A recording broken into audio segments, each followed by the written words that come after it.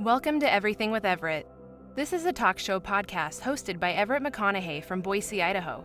The purpose of this production is to share thoughts, voices, and information to further a discussion on who we are as individuals, communities, and a global society. Everything with Everett is open to all topics of discussion: faith, science, history, finances, social issues, and, well, everything. Be sure to follow, like, and subscribe. Visit everettpodcast.com for all the details. Did you hear that new voice? That's Molly Miklos of Voiceovers by Molly, LLC. Voiceovers by Molly, LLC is ready to collaborate with you to create the best voice for your project. Molly's voice is professional and clear, warm and friendly, with a versatile twist, capable of snarky and sassy. Molly has a wide range of voice styles to provide a plethora of moods for your TV, radio, and character projects. Contact Molly today. She wants to collaborate with you. All the information is on her website, voiceoversbymolly.com.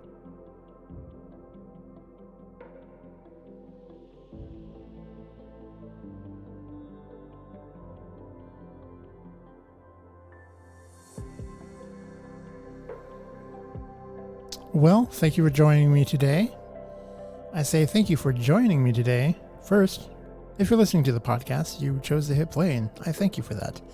Second, this is the first live session that I've ever done from Twitter. And if you're not following me on Twitter, go to twitter.com/Everett Podcast. They have a cool new feature called Twitter Spaces that allows you to basically broadcast live, and you use your phone. And so I've got my nifty little audio console connected up to my cell phone via Bluetooth, and I'm able to broadcast out to people. And the beauty of this is it allows a two-way platform to where people can request to be part of the conversation. Simulates more of like a radio type setup. Because obviously, if someone's broadcasting live on a radio station, it's going out, across the country that station covers, and people can be like, "Oh, I want to join in on this," and they dial up on their phone and call into the station and wait in line and get to be part of the show in real time. One of the downsides of podcasting is it has to either be completely choreographed to where it's kind of prearranged to make it seem like it's a live call-in type thing, or it has to be kind of a secondary thing to actually having a radio show.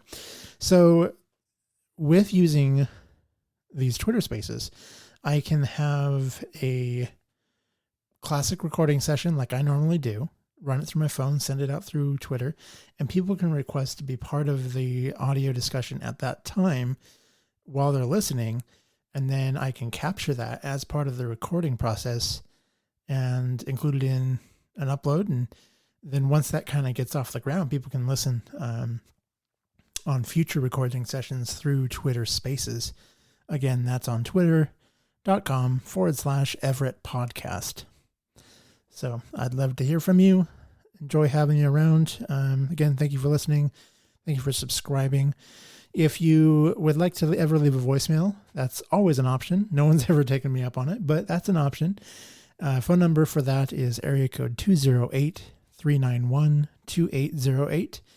You can also send a text message to that line. It doesn't ring anybody, so don't worry about waking anybody up in the middle of the night or what time zone you're in.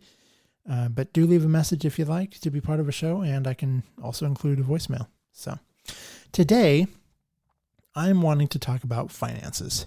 It's kind of a dirty little word, but truthfully, we all have an issue with finances. Unless you're, one of the billionaires, then this podcast is not for you. But for the rest of us, the 97%, we all have the very real fact that we live paycheck to paycheck. Some more than others, and some are in denial on many fronts. So are you living paycheck to paycheck? Does the thought of managing your bills stress you out? You are not alone. I want to share some personal advice that helped me go from $4,000 in credit card debt to 100% debt-free in just 4 years. Now I know, that kind of sounds like a sales pitch, it's some gimmick, but it's not. Not only am I debt-free, but I also have enough in savings to cover large emergencies and even borrow against that savings for purchase of high-cost items, like my new iPhone. While I am certainly proud of my hard work, I am humble enough to know that not everyone can get the same results simply by doing what I did. So the purpose of this episode is to share the mindset and thinking that helped yield a positive end goal. I want to help you help yourself be smarter and healthier about your money. It's not turnkey. You have situations that are unique to you and even some blessings that are unique to you. This is not one size fits all. I can't throw out a number and say you're going to have this exact same setup if you do the exact same things, because everyone's different. You have kids, you have different living situation, you live in a different area, cost of living is different. There's so many factors, and I understand that, and I'm not that is not lost on me. But I want to help foster a healthy discussion about how to own your financial situation and how to make decisions that garner the results that you actually want in the future versus being at the mercy of your bank account statement or paycheck. Nearly 50% of the baby boomer generation does not have savings for retirement or emergencies. My late grandfather, Don McConaughey, instilled the wisdom to invest as much as you can, as early as you can. And that advice has garnered financial stability for my McConaughey family here in Boise. I'd like to share a video from PBS that is 5 years old, but it's still pertinent to financial issues we face even today. Here is the video from 2016 on PBS NewsHour. I'm going to have a link to this in the description on the podcast. So if you want to see this for yourself, click on that link wherever you are listening to your podcast, and that video will be available. It's entitled, "Why So Many Americans in the Middle Class Have No Savings." But first, financial fragility. Most American households did slightly better economically in 2015 than 2014, according to a recent survey by the Federal Reserve. 69% said they were living comfortably or doing okay, up from 65%. But 31% said they were either struggling to get by or just getting by, a figure that includes millions of middle-class Americans. In fact, it can be surprising to learn just which Americans continue to struggle. Judy Woodruff has the latest in our series with The Atlantic. By almost any measure, Neil Gabler has led a successful life. He's published respected biographies of Walt Disney, Barbra Streisand, and Walter Winchell, written for leading newspapers and magazines, taught at prestigious universities. He's a husband and the father of 2 daughters, now launched in their own successful careers. He lives in New York's Long Island enclave, the Hamptons, a place of natural beauty and mecca for wealth and celebrity. And yet, for years, Neil Gabler harbored a dark secret. It's very difficult. I'll tell you who it's really been difficult on is my wife. Being the writer that he is, Gabler decided to come to terms with his secret by writing about it. I never write about myself, so I didn't embark on this project saying, oh gosh, I can't wait to write about my own failures, which is basically what the article is about. But really the spring of this piece was reading a news item about the Federal Reserve Household Economic Survey, in which they asked the question, if you had a $400 emergency, could you meet that emergency? And 47% of the respondents said that they couldn't meet that emergency without either having to borrow money or to sell something. And I read that item and I said to myself, well, who knew? But of course I knew, because many, many times in my life, and not just in the distant past, but in the unfortunate present, I couldn't afford those $400. And that's the hard truth. Despite all his outward signs of success, Neal Gabler is frequently broke. His recent story in the Atlantic magazine brought widespread attention to that fact. Did you hesitate at all about bearing your personal life? Very much so. I'm not the kind of person who really likes to expose himself. But then that reluctance became part of the article itself, because I coined the term in the article, financial impotence. And it struck me that talking about our financial situation is very much like men not wanting to talk about sexual impotence. It's just not something you do. It's an embarrassment. It's a shame. It's a humiliation. And financial problems are exactly the same thing.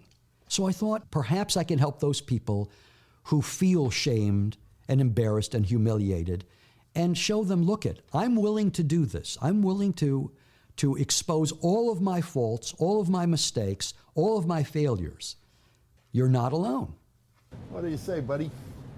How's everything? Hang it in there. Hang it in there. Gabler knew he wasn't alone even before writing the article, due to weekly chats with Brian Brunges, an East Hampton butcher. Brian the butcher is my friend. He's a wonderful, easy guy to talk to. And gradually, over time, we'd talk about our financial situation. Very, very rare, particularly among men. And I remember one day, especially, this was one of those periods where I didn't have the $400. And unfortunately, they come all too frequently. And he said, I'm going to tell you something. He said, I've been in the same situation. I've got this expense and that expense. If anybody tells you that they're sailing through, they're lying. Everybody struggles. I have a child with autism. He was diagnosed 20 years ago. Okay, my wife had to stop working. Became a one-income family. We accumulated a lot of outside expenses. So I struggled. But you know what? I got to do what I got to do. That was almost the final push to write the piece. Because, you know, he's right. There are so many people in trouble. They won't talk about it. Brian is one of the very few who would be open with me, and I was able to be open with him as a result, so that we were able to share this. It kind of like took a weight off my shoulder, knowing that a guy like Neal, you know, he's got a house in East Hampton. You figure, you know, he's doing all right for himself, but he's not. Everybody's struggling, you know, and it's tough. The middle class is in desperate straits. I think that's Edward Wolf is a professor of economics at New York University. Today, the average family has enough financial reserves to keep it going for about 3 weeks. That's it. And that's middle income. And if you go further down the ladder, basically the financial reserves can keep the family going for a couple of days at most. And so, you know, these financial reserves have just completely evaporated. It's incredible. We came up with this word, financial fragility, when we thought of looking at the capacity of families to bear a shock, to face a shock. Anne Maria Lusardi is an economist at George Washington University. And the way we formulated the question is, how confident are you that you could come up with $2,000 if an unexpected need arose within the next month? And what we found is 40% of families could not come up with $2,000 in 30 days. So it's important to recognize that the financial fragility is just so widespread. The main reason is that we've had a long period of wage stagnation in this country, even going further back, even to the mid-1970s. So in the face of stagnating incomes, what did families do? Well, for a while they did accumulate wealth, and this was buoyed by the housing price boom of going forward until 2006, and then suddenly the housing market collapsed, and so did net worth. How much of what you would describe as your financial condition is due to decisions that Neal Gabler made, and how much of it is due to outside circumstances beyond your control? That's a great question, and I want to take responsibility. I don't want to put everything off on these larger financial forces. And I chose to become a writer. This is the most financially perilous profession that one can possibly imagine, except possibly being an actor. I chose to live in New York City because I thought I needed to be close to magazines and publishers that I needed for my writing career. So I did that. And New York is expensive. I chose to have 2 children. Children are expensive. I made the choice to send them to expensive colleges. So those were all choices that I made that had serious financial consequences. But again, those choices were what I call life. So many young people today are told, find your passion and follow it. It sounds like that's what you did.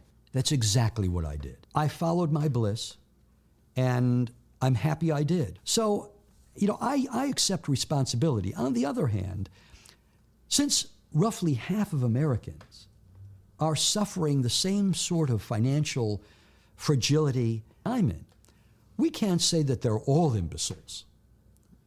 What we have to say is that there are forces beyond our control. Let me ask you a couple of other questions about personal decisions you made. Absolutely. You brought it up yourself. The decision to live here. We're in East Hampton. People think, living in the Hamptons? That's a really expensive part of America. When people hear that I live in the Hamptons, the first thing they say to me is, oh my gosh, you live in the Hamptons. What they don't really understand is that there are 2 Hamptons. There are the people who live here full time, as I do, who are not wealthy. And there are the people who come here during the summer who are. So, yes, I do live in the Hamptons. And when I bought this house, I could afford it. It wasn't exorbitantly expensive. I was able to afford it for a very long time. This is all cedar, but you can see how many shingles are missing here. Right. These days, though, the house has fallen into disrepair. It's in desperate need of a new roof. Floorboards are rotting. It has not seen fresh paint in many years. If I had $100,000, I could probably get it done. Yeah. Did you ever think about moving to a less expensive part of the country? We did, and we've talked about that, but here's the catch-22 of that. If we were, once the recession hit, the house lost its value, as it did for, most Americans. So now the house is deteriorating, it's lost its value. So if I had the resources to fix up the house to sell it, I wouldn't need to sell it. That's the catch-22. I am a financial illiterate, and financial illiterates pay a heavy price for their financial illiteracy. Gabler is not using the term financial illiteracy loosely. It's a phenomenon economists say is a key factor in the current fragility of the middle class. We measure financial literacy by looking at basic financial knowledge. We are experiencing much more complex financial markets, much more complex financial products than in the past. And the knowledge of people has not kept up. Half of America will have to compromise on their dreams. There's one statistic that I cite in the piece from a USA Today survey, which I think is fascinating. And that survey determined that a middle-class existence in America would cost $130,000. A year. A year. The median income in America is somewhere around $50,000. So a middle-class existence was more than 2 times as great as the median income. And what that tells you is that the face of financial fragility is the face of the college-educated as well as those without a high school diploma. It's the face of, white America as well as the face of minority Americans, who obviously suffer much greater. This is an equal opportunity situation. It affects so many of us. It's a great sadness to think that people feel compelled to give up their dreams of what they thought a modest middle-class life would be. But they have. They have. Even I have.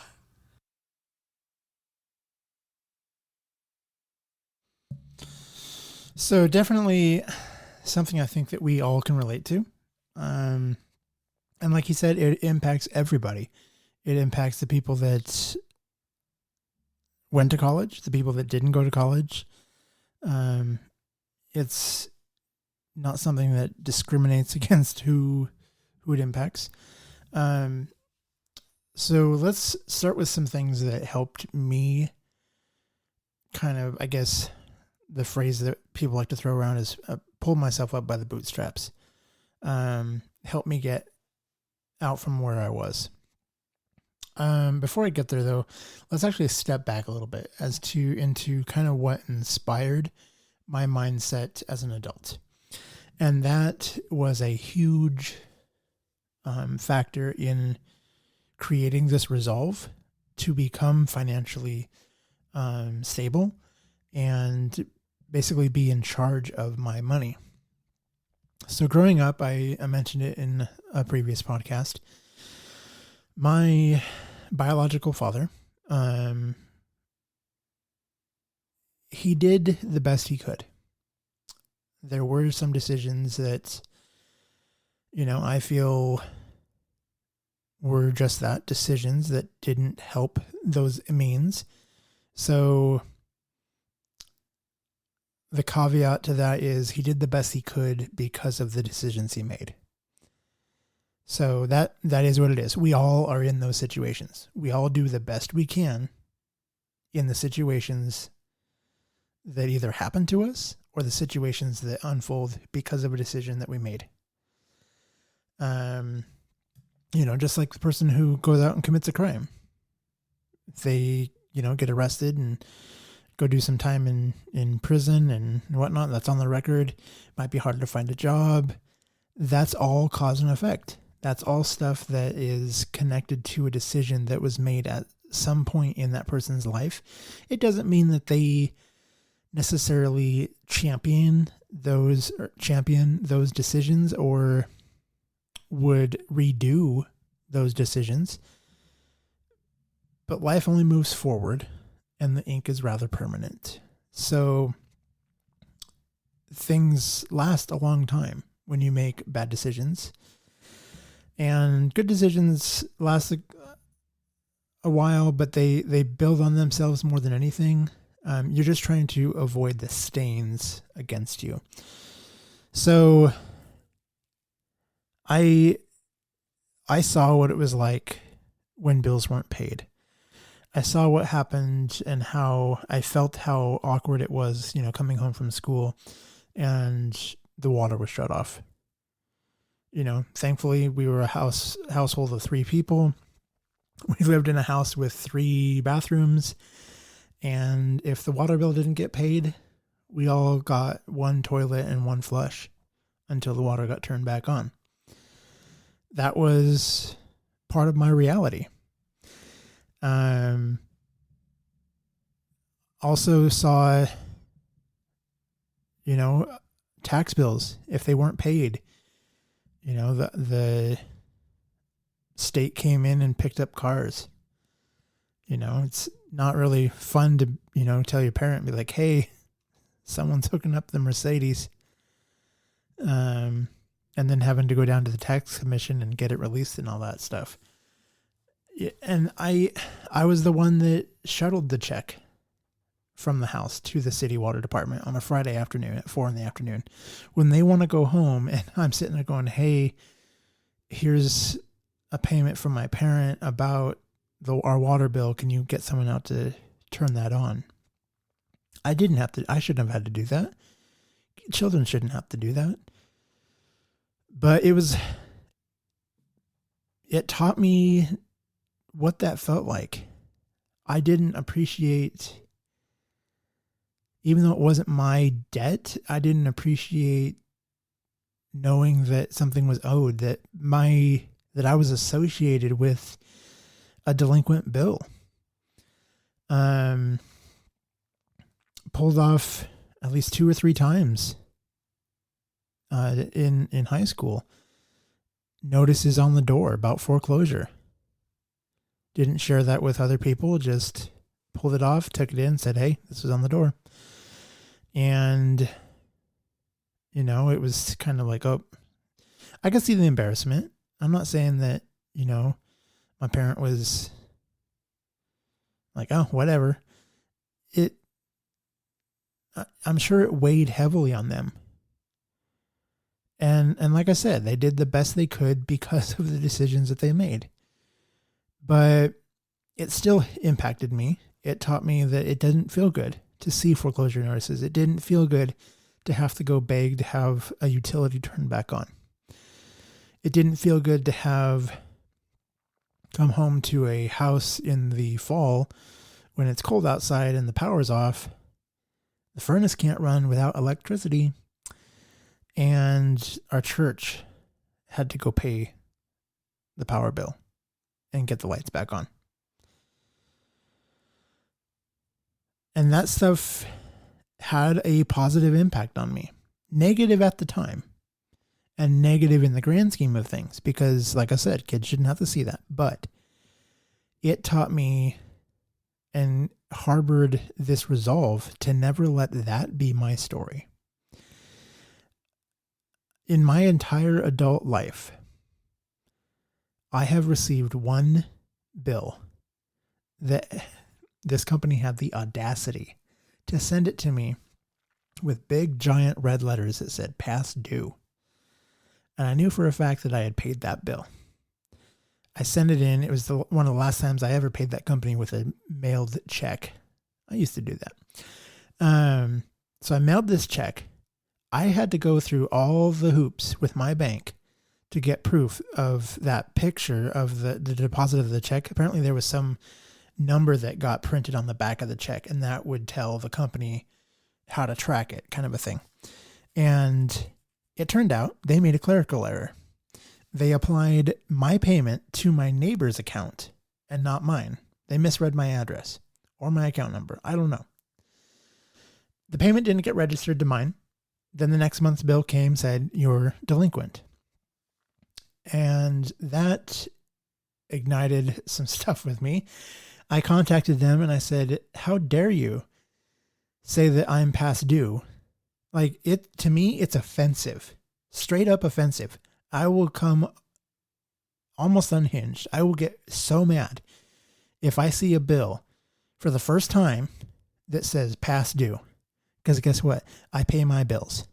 I have gone hungry. I have chosen not to eat because I pay my bills before anything else. And again, that stems from my childhood. And not everybody has those priorities, and not everybody can also make those sacrifices. Some people, you just got to have something in your stomach, and maybe the cable bill can wait. And my sister, helped me when I was in those tight times. She did, kind of remind me that they do have those abilities to be delinquent, to go behind. It's a safety net. That's the beauty of post-pay accounts, like your cell phone bill. You don't want to let it go too far, but if you need to squeeze by a month, you can use those systems sparingly to your advantage. Let the power bill go 1 month, just so you have an extra $70 in your bank account. Then pay it in full the next month if you do a little bit better financially. You don't want to let it perpetually go, and you don't want to keep sticking your head in the sand and pretend it's not there. But you definitely can use those safety nets with those companies to buy yourself some time. And, knowing what I know now, for the power bill to get shut off, you have to be like 3 months behind. You have to be a long ways behind. So when I say that that's something my kids should never experience, most people aren't going to let it go that far. Because you have to be downright ignorant to let it go that far. But we all have to make decisions. So some advice that I have is make sure you know what you're spending every month. One thing that I didn't used to do initially back in the day, but as I've gotten older, I've done it more and more, and it's become part of my weekly routine, is I actually built a spreadsheet. I use it on Google Sheets, but you can do it Excel. You can do it anywhere, really. my stepdad, I call him Dad. He was old school and did, I haven't seen one for years, but he was old school and did his budgets on just the lines of a legal pad. I mean, beautiful handwriting. Holy cow. And like these things are just beautiful pieces of writing. My handwriting's not that great, and I like, building equations that update themselves. And as I put in numbers or have it auto calculate how many weeks there are, then it does a lot of auto tallying.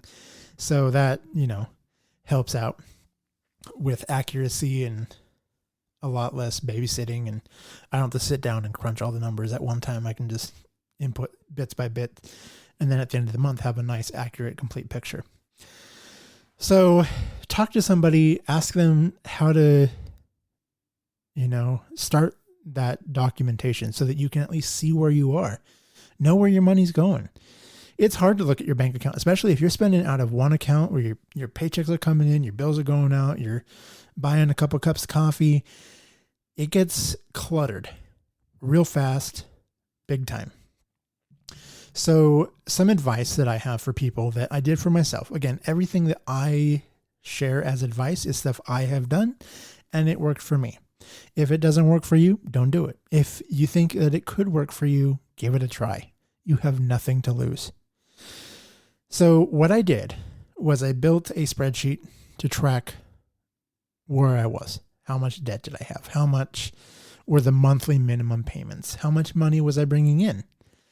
And I think that it's really eye-opening if you actually can look at your bills in the spreadsheet. If you're spending more in monthly bills or you're projecting more in your budget than you're actually bringing in, that's a major red flag. That is one of the first steps to fixing your situation. And you need to find a way to lower that. And start with things, there are some expenses that are high that are not, we can't get rid of. But look for the small things. Do you really need that Netflix subscription? And you can do things like, the beauty of Netflix is you can subscribe when you want to watch it. And then during the downtime, like if you're out busy during the summertime or you work a lot, you can unsubscribe. It leaves your account intact.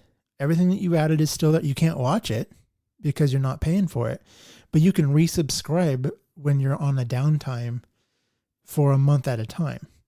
So don't just give these companies money on subscriptions if you're not using them every month. You're giving away your income to these companies if you're just paying them every month of the year and only watching them 1 month. So, $8.99 to Netflix. Let me do the math on that. So if you subscribe to Netflix, one screen, the basic account, $8.99. If you watch it for 1 month or 2 months, let's go with 2 months. So say in the wintertime, you watch, you're indoors more, you watch it kind of like on your weekends in the evening, whatever, you pay the $8.99 a month. If you continue to pay for the whole year, Netflix will cost you $107.88. Now, if you only watch it for 2 months of the whole year, but continue to pay for it every month, even though you're not watching it, you are throwing away $89.90. That's money that you could keep to pay bills, to, think about how many cups of coffee or how many lunch dates that would buy, over the course of a year. Like, not a ton, but it's $89, almost $90 that's yours that you could have back in your pocket. So think about things like that. Also, if you have a car loan, the first way that I got ahead in paying down my car loan, I ended up paying off my car loan a year early. I refused all of the offers over the years to delay a payment, like skip a payment, but they would extend your plan out by a month. And if you need to, do it occasionally. If you're like absolutely strapped for cash, you have to start somewhere. So it's it's something that is valid and you can use in the beginning, but don't make that a habit. So I quit considering those. I would just throw them away. And I knew that I couldn't make a double payment on my car payment every month. But my goal was, and I had read somewhere, if you factor in, like you have a mortgage or your car payment, try to make an additional full payment, one additional payment per year. If you can, try to do one additional payment per quarter. And that builds up over time. That's an additional payment that you don't have to make in the future. That's reduced interest that you have to pay over the course of that loan. And eventually it builds up in your favor to where your minimum payment needed becomes lower. Like I think my car payment was $265 initially. And just by making a couple of spread out additional payments, it never showed that my next payment due was the $265. It always showed like $250 something. It was never the same again, like the rest of my time, even if I didn't make any extra payment. But because you throw off the mechanisms, you sway in your favor because you are doing an additional principal payment. Not all places let you do that. And a lot of places are becoming wiser and don't want, that's how they make money, is the interest that you pay them on your loan. So you need to find a way to help yourself get ahead, stay good in their eyes, and just maintain that course. So I had car loan, which was $15,000. I had credit card debt. At one point I was down to I honestly think I was over 4,000. I think I was 4,500, but let's go with 4,000. I made $200 a month payments on that. That's way more than the minimum. I think the minimum was like 45, 35, somewhere in there. But again, if you make those minimum payments, you're barely going to skim off the top. And you're going to end up paying so much in interest. So I always say, try to make a double payment. If the minimum payment is $35 on the credit card and you needed to buy stuff on the credit card, try to make a payment of $70. And just start there, $70, double the minimum payment per month. And you'll help yourself out. But also you need to start some savings. Start with $10. Skip the Starbucks one day. Find anywhere that you can cut to save $10 or $20 a week. And over time, that'll build up. Go back over here. If you save $20 a month, just put it into savings. Have it be automatic. On payday, I set up my bank account to transfer things on payday. I don't have to think about it, and it just happens. I don't even realize that it was there or whatever. Just have it shuttle the money over to your savings. It's still there in case you have a really tight month and you need that $20 back, or maybe you need to dip in the $20 that you put in the week before. You can pull it back out. It's your money, but you're paying yourself first. So let's use that example. You put away $20 a month. Oh, sorry. $20 a week. My bad. I'm not sure what I just said earlier. So try to do $20 a week. I think that's what I was saying, a week. If you put $20 a week for one entire year, you would save $1,040. Then, if you absolutely are just drowning in debt, you can use that as to pay something off, and aim for the high interest credit cards, the predatory loans, those payday loans, the really kind of gotcha financial situations that maybe you find yourself in. Get those off your record first. If you have a credit card through a bank or a legitimate institution, go ahead and keep making those minimum or double minimum payments. But really aggressively go after the institutions that are really dinging you with interest. and are really making it hard for you to get out of that situation. Ask for help. Honestly, if depending on your situation and how you're doing, this isn't a for sure guaranteed way to get this taken care of, but it's worth asking. You can go to a bank and consolidate all of your debt into one loan. So if you're, say you figured out the spending, you've, got all that taken care of, but you have this car loan and you have some credit cards, it's just going to take you time to pay it off. You're not putting any more on credit, but you just need to consolidate those expenses and really clean up your credit report. You can throw them all onto one consolidated loan. And then the bank pays off all of those the credit cards, the different organizations, rolls all that balance into one at one fixed rate. Then you're not paying, 24% interest over here, 11% over there, 2 over here. You're going to consolidate it. You obviously wouldn't want to roll your 2% interest loan into a now 12% interest loan, because that'll cost you more.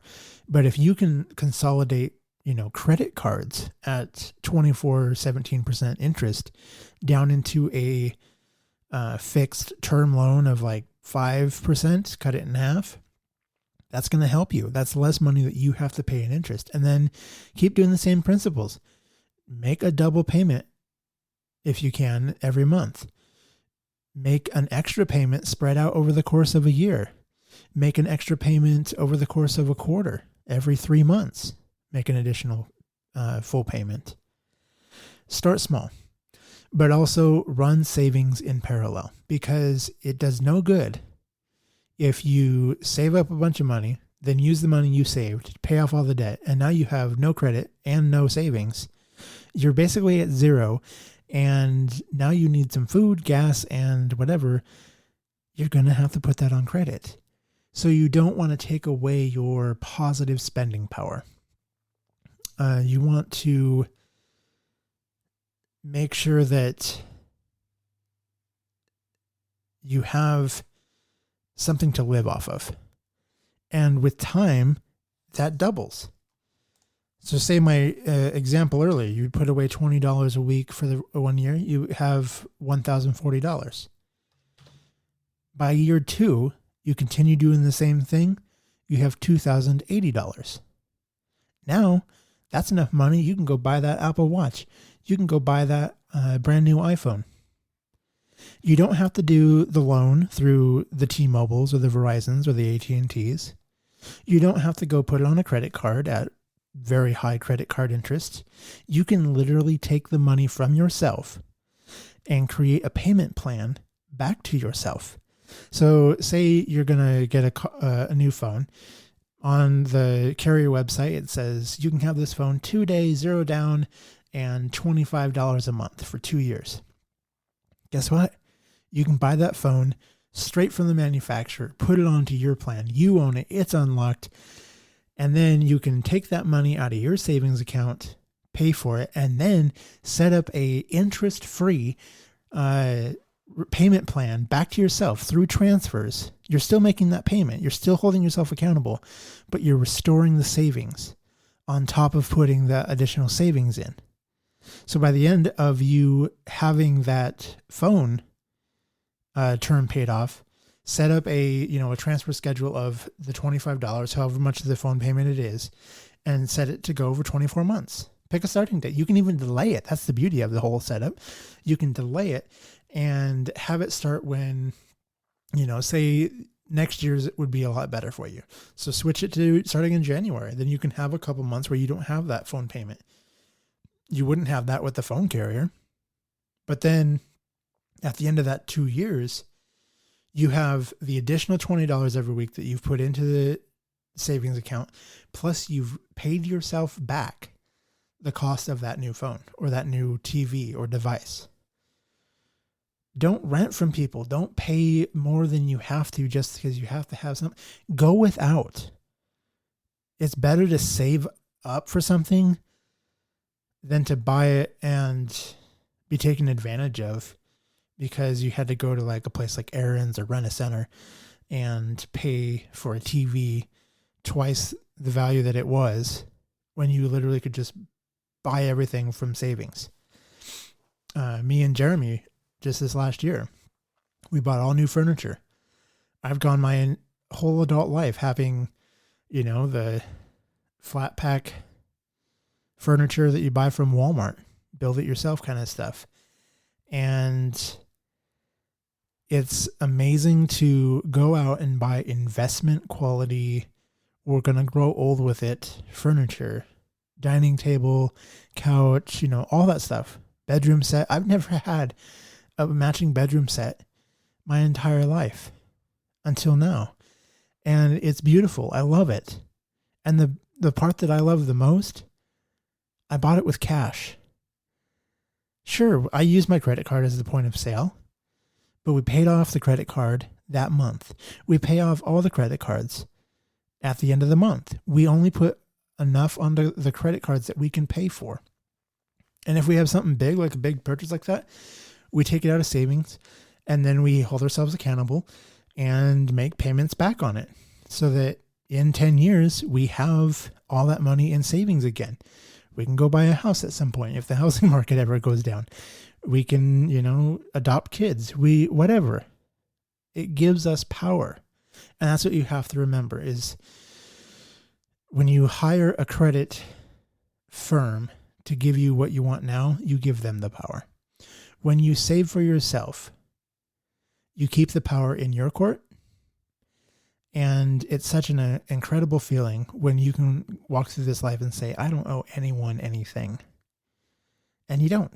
It's your money. Use it how you like to. Like J.G. Wentworth says. Not a plug for them anyway.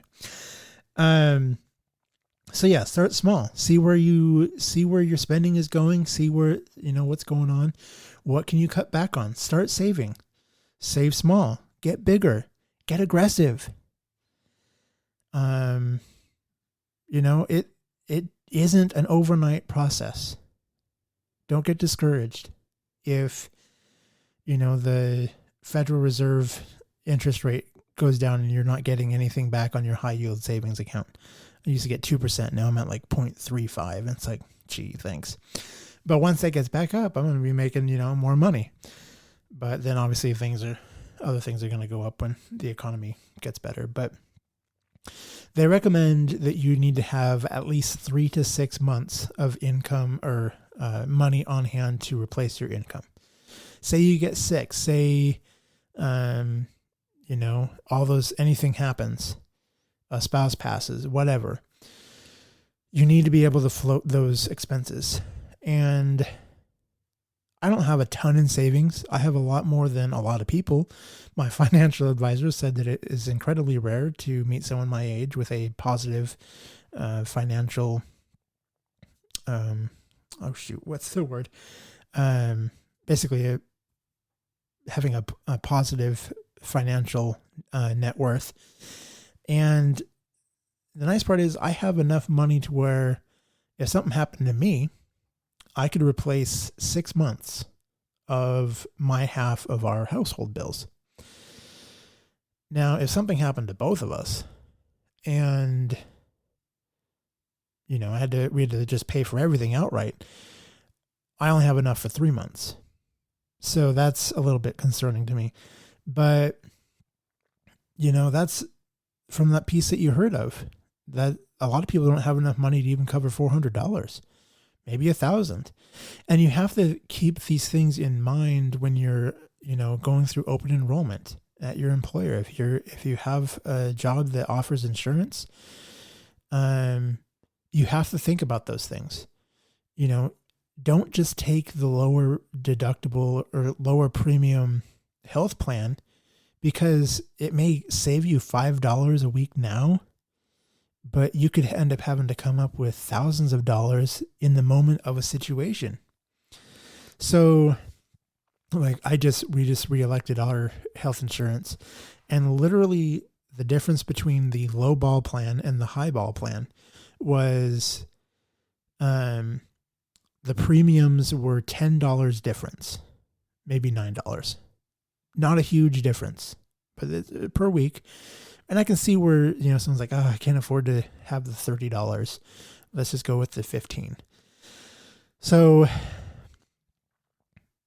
you obviously have to pick the one that's better for you. But at the same time, when you look at one, would you rather come up with $250 in an emergency, or would you rather come up with $1,500? The one that saves you $9 a week is considerably more. And you're going to have to come up with almost $1,000 more out of pocket to cover that. Now, if you actually calculate the difference in those premiums, you're only saving $200 over the course of that plan's lifetime for that year, for that calendar year. So is it really worth saving $200 or putting $200 more in your take-home pay just to have to come up with a couple $1,000 in an emergency? If you don't have savings, you can't afford it. And if you're, trying to get out of credit card debt, you can't afford it. So you have to make decisions that line up with your goals. If you want to get out from everything, you need to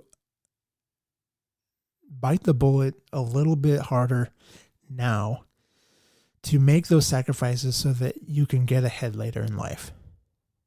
And just like interest, it compounds. It gets bigger and better. And it becomes easier. And then pretty soon you have, money in savings and you're like, oh, I'd like to get this new computer. And then you see how much it costs and you're like, I can pay for that out of my savings. And you start to really realize, do I want to spend that $1,000 and have $1,000 less cash buying power? Or do I want to just, continue, is what you have really deficient? Or can you make it with what you've got? Do you really need to, take away that $1,000 and buy the latest and greatest? If it's time for an upgrade, yes, go for it. I went 10 years on my last computer. I've mentioned it in past podcasts when I started this whole thing. And it lasted a long time. And then finally, Windows 10 was coming around. They're like, Windows 7 is no longer being supported. I had to upgrade. And that other computer just wasn't able to keep up with the new technology that I wanted to be using. So I had to, do a $2,000 investment and buy a new system that I use for this podcast setup. And I totally love it. And the nice part was I bought it with cash because I had been saving up for years. And I put it into my savings account. And then now I just had a payment plan where I paid it back. And I can say, okay, I'm going to buy this now, take this money out of my savings account. And then I can say, all right, by the end of next year, by the end of this year, that's going to be paid back. And then I move on with my life. And I still have that money in my savings account. You lose a little bit on the interest from it sitting in your savings, but I would rather have that slight loss of additional gain just to have myself look even better on paper because I don't have that as a credit card bill or a loan through some company. It just empowers you to be your own person. So start small. If you have questions, I know this is a very sensitive topic for some people. Just be honest. It's okay to say, hey, I'd like to talk about this. Reach out to a trusted family member, friend. Look for a financial advisor. Look for, so many places can connect you with something. A lot of companies have employee assistance programs. They can actually walk you through trying to build a budget and figure those things out. So, look for help. And if you're not comfortable doing that, contact me. I would be happy on a very, limited basis giving some advice. I'm not a certified professional. I can't give you true financial advice. Again, what worked for me isn't guaranteed to work for you. But it's smart thinking and it'll get you somewhere. I have confidence in that. So, figure out where you are and just be honest. If your kids want something and you can't afford it, be honest enough with yourself and with them to say, guess what? We can't afford that right now. You're willing to go, you're able to go do yard work for other people. You're able to do, go get a job.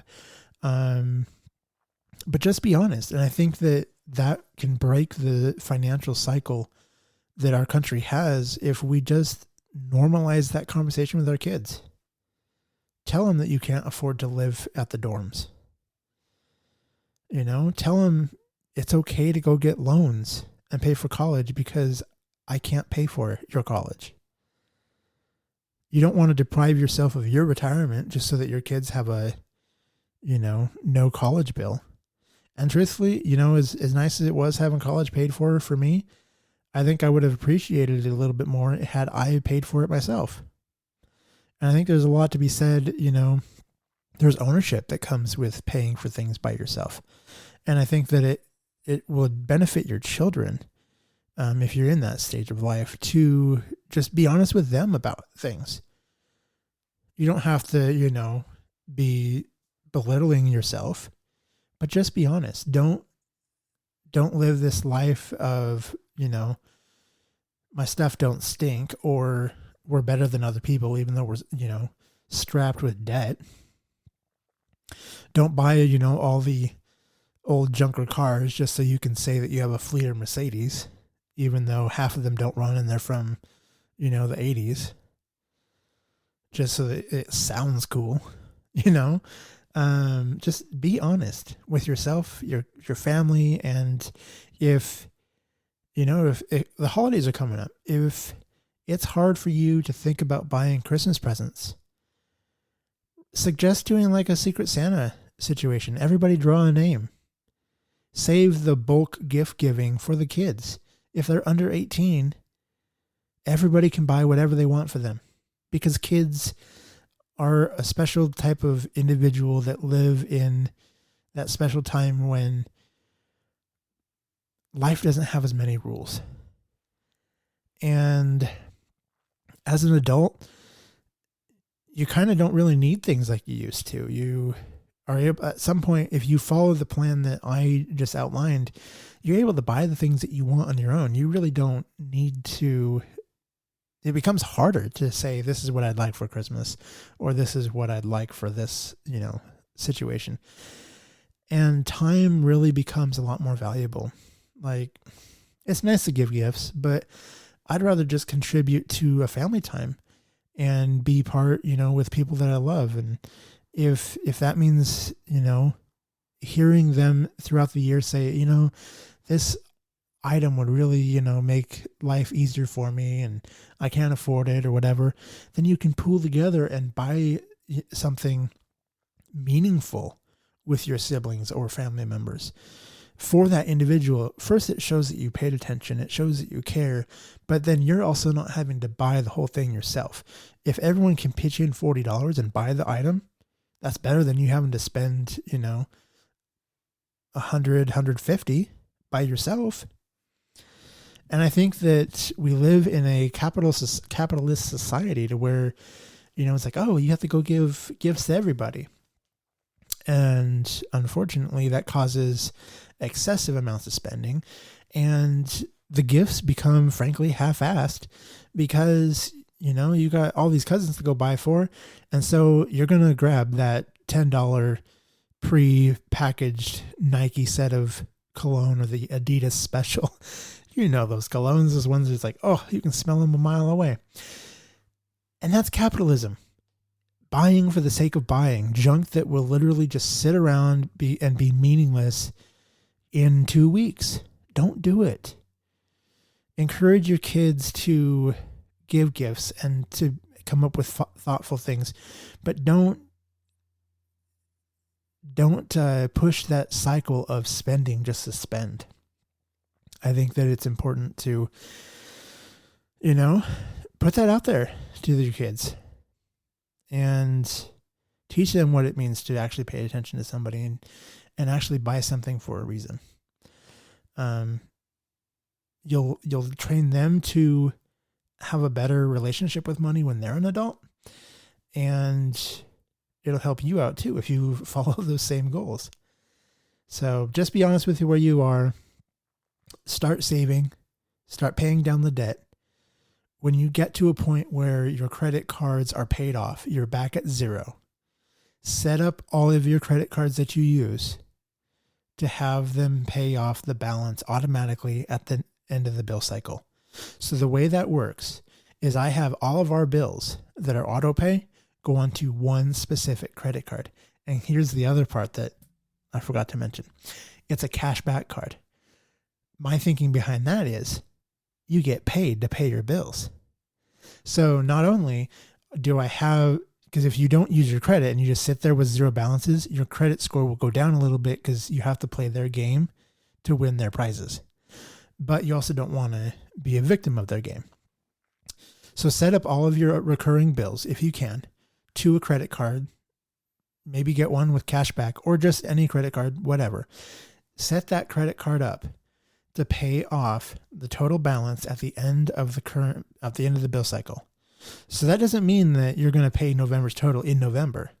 It means you're going to pay November's total in December. So if you have a month where, you're buying the gifts and you're, whatever, you kind of know that that's how much needs to come out of next month.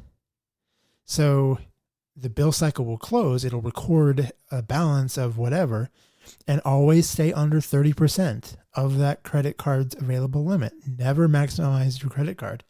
Stay under 30% and you won't get dinged and you'll be good to go. And then you get cash back on your bills. Everything gets paid in full on time every time. Then you pay that total the next month. So, again, if the water bill is really high and they allow you to pay with a credit card, then you know that you can finagle the money next month to cover that cost, because then at the next bill close, they're going to pull that money. So it buys you some wiggle room. And then, like I said, you're getting cash back. I mean, why not get paid to pay your bills? So just be smart with your money and ask a friend, talk to people, normalize the conversation of needing to fix your financial situation and reach out to people, your church, your friends, your coworkers. Everybody's going through this at some point. They've either survived it, are in it right now, just starting it, or getting out of it. You're not alone, and we're all here to help. So just have a conversation, talk to them about, whatever's going on, and hopefully you'll get to a situation that is just like me and Jeremy found ourselves in, where we don't have to worry about those things. So anyway, I know not a great topic to talk about, but it's relatable. We all, like I said, we all have that experience. So just make wise decisions. Anyway, I hope you have a wonderful Thanksgiving this week. And remember to hug your family, spend time with them. Time and life is more valuable than money or debt. More valuable than spending time at work. I mean, obviously, if you have to pick up the overtime shift to pay the bill, you got to do what you got to do. You really do. And we don't fault you for that. But if you can afford it, spend time with your family. All right. Well, I will talk to you again. And I hope you enjoyed the live Twitter session. Join me on Twitter at Everett Podcast for future live podcast recording sessions. Thank you for listening to Everything with Everett. Connect with Everett and other listeners on Facebook and Twitter at Everett Podcast. Everett would love to hear from you. Share your thoughts by emailing mystory@everettpodcast.com. You can also leave a voicemail or send a text message to 208-391-2808. Choose to listen, speak with kindness, and have a great day.